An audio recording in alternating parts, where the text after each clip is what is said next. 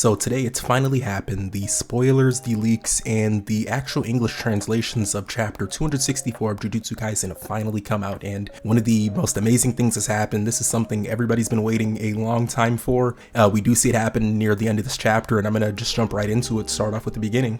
We start off the chapter with everybody staring down Sukuna, and Yuji actually takes this opportunity to punch the floor to create a sort of imbalance in between him and Sukuna without, obviously having to get in too close to him. It seems like this is also planned on Yuji and Todo's part. They were trying to get Sukuna in the really good position to where he would be able to get hit by Hana's Jacob's Ladder, and this is exactly what she tries to do in this chapter, but we see Sukuna have like a sort of inner monologue saying that this Jacob's Ladder is different from the other one, in which this one isn't necessarily just targeted at him. It's kind of targeted at everybody in the area, including Yuji and Todo. So he takes this opportunity to actually climb up towards her to get in range of her. We also see him talk about her in a panel saying that she's trying to kind of coexist with her body, but she isn't able to necessarily do that to the best of her abilities. And we do get an acknowledgement from him saying that this Jacob's Ladder is definitely way weaker than the first one that had initially hit him. It's at this point that we see him literally charging up a black flash, and he's saying that, before he's able to get teared apart from Megami, he's going to make sure he takes out Angel, and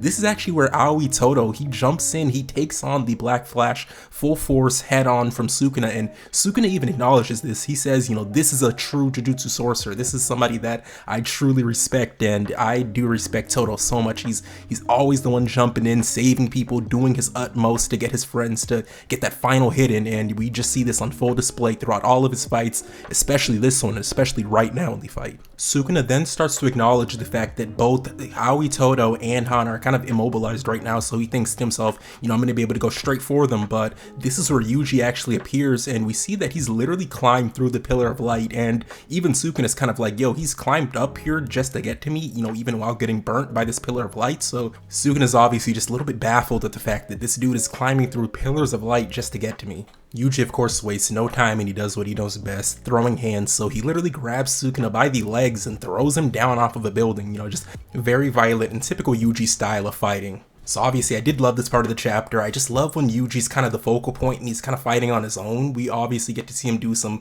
very cool choreography. Anytime it's just Yuji fighting somebody, it's honestly amazing, and I did appreciate the fact that we're finally kind of getting that. And reading those spoilers, I didn't expect what's going to happen at the end of the chapter to happen, but obviously we're going to start getting into that, but I'm kind of just fanboying right now. We get a really cool scene where Yuji's actually trying to immobilize Sukuna with his shrine technique, but obviously in typical Sukuna fashion, he is just the king of curses for a reason. We've known this, the fact that it's taken this many people to even get him to this point.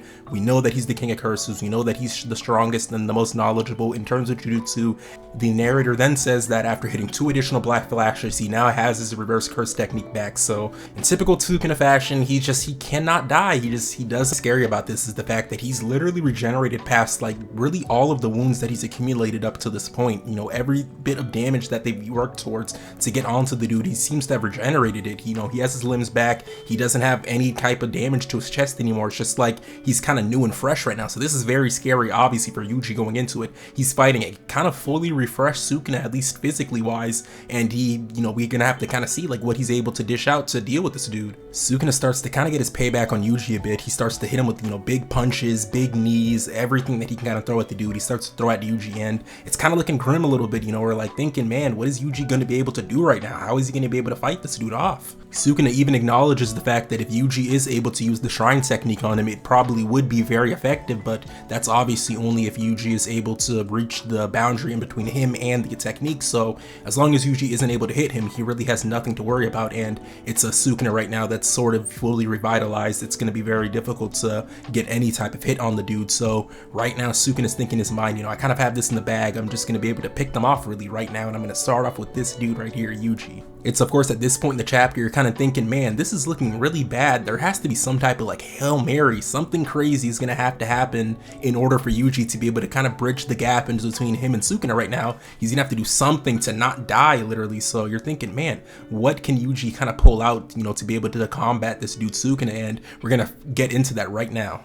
we get a seemingly random flashback where Yuji was fighting with Gojo against Jogo, and it's the point in the fight where Gojo is using his domain and he's telling him, you know, domains use up a lot of cursed energy, but at the same time they do give you a big boost in your own kind of abilities after the domain goes off, kind of like a boost in a video game. He then of course mentions that also while you're inside of the domain, every hit is guaranteed and there's no way to block it. This is the big revelation that we've been waiting for. This is the big Hail Mary moment that we were assuming was going to have to happen against Sukuna right now in the fight. This is Yuji about to use his domain, something that we honestly didn't think was going to happen. Everybody was thinking, man, at some point he's going to have to use his domain. When is it going to occur? And it's going to be right here, right now. And it seems like he does have Sukuna locked in. And of course, to make sure that this moment is believable, we do learn that Yuji was learning the basics of barrier techniques with Kusakabe, of course, with his, body swap technique. So he does know the basics, he does understand barriers, and this is kind of leading us into his domain expansion right here.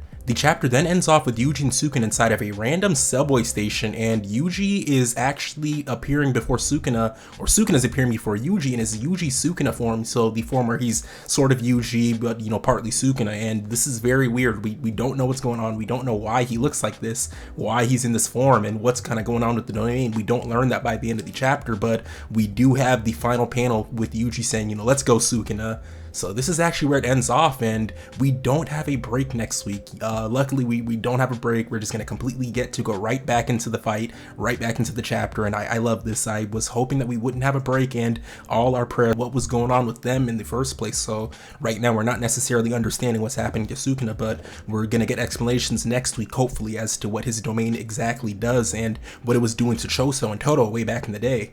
I'm obviously very happy with that. I've been wondering for the longest time exactly what he did to those people back then. What did he do to them to literally make Choso become an ally, and call him his brother? What did he do with Todo to kind of have him do the same thing? Like, what is Yuji able to manifest out onto the world that's making people do this? And it's just weird that he is also in that Yuji Kuna form. Sukuna, at least, he's in that weird form where he was a mix of Yuji and himself. So we're just really inclined to think like it's something that has to do with, what we already have seen in the story, but we just don't know exactly what that is.